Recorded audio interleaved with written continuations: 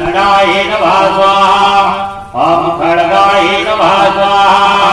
ॐ पाशाय नमः स्वाहा ॐ अंकुशाय नमः स्वाहा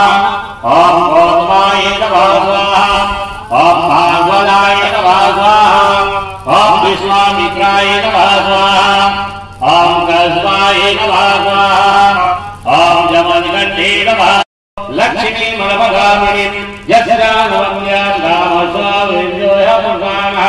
श्री स्वाहा यस्वीर्नो भूत्वा यूयाराजन्मः सुप्रपदश्रीगामसंगमे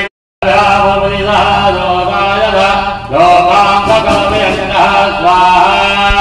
जगमुलेनाहविनः देवाय गणोङ्गावसंगाजमः सर्वदेवज्ञानाय स्वाहा ॐ साक्षात्काराय देवाय देवगर्वाण गुणमरुम्भः ॐ ज्ञानाय स्वाहा